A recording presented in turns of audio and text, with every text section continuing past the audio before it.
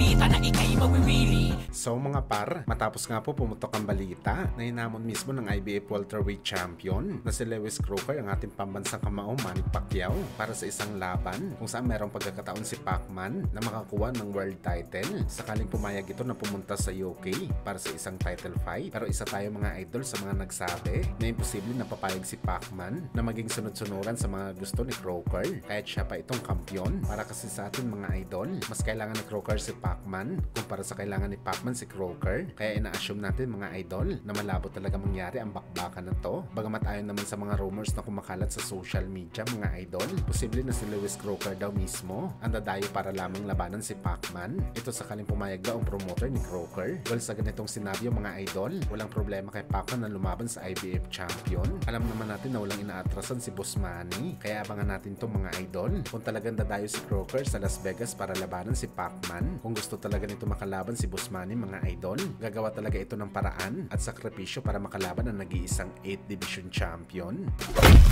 Sa kabilang banda naman mga idol, halos 5 araw na lang nga po, bakbakan na sa pagitan ni John Rolel Casimero kalaban ng maangas na fighter na si Kiyonosuke Kamida, kung saan mga idol, hanggang sa ngayon hati pa rin ang pananaw ng mga boxing fans kung sino ang mananalo sa bakbakan na to. Marami ang nagsasabi na si Kamida daw ang mananalo sa laban dahil wala daw sa tamang kondisyon itong si Casimero. Samantala tayo naman ng mga Pinoy boxing fans mga idol, pabor tayo kay Casimero na mananalo sa bakbakan na to. Bagamat viral naman po mga idol ang naging prediction ng isa sa mga membro ng Kamida Promotion, ang kapatid mismo ni Koki Kamida at pinsan ni Kiyonosuke Kamida. Walang iba mga idol kundi ang dating boxer na si Daiki Kamida. Ano yan mga idol? Naniniwala daw siya na mananalo ang dating Pinoy 3 Division champion sa bakbakan kontra kay Kamida at knockout pa daw ang tingin nito mga idol ang maging panalo ni Casimero sa bakbakan. Well, maski mga idol ang pamilya ni Kiyonosuke Kamida, walang tiwala sa kanya na mananalo ito sa angas ng Pinas. Bibihira lang talaga ito mangyari mga idol. Akala natin basta pamilya nagdadamayan kahit logi sa laban, pero full support talaga basta kapamilya. Pero gayon pa man mga idol,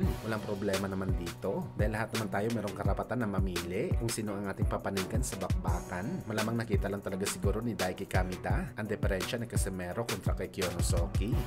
Samantala speaking sa bakbakan ni Cuadro Alas at Kamida mga idol, panay post nga po si Cuadro Alas It's My Boy na malapit na daw tayo mag-swimming sa pera dahil lahat daw papaldo pagkatapos ng laban ni Casimero kay Kamida. Parang alam talaga ni Casimero mga idol na maraming Pilipino ang pupusta kay Alas para inakot ang hapon sa bakbakan. Baka si Daiki Kamida mga idol pupusta din kay Alas na malaki dahil nagayag ito na si Casimero ang mananalo sa bakbakan na to. Malaki naman ang tiwala natin kay Casimero mga idol, pero gayon pa man huwag natin smulin itong si Kamida dahil sa mukha pa lang ito mga idol, makikita natin na ayaw talaga nito magpakain kay Casimero sa bakbakan. Lalaban talaga ito ng ubusan kay Alas.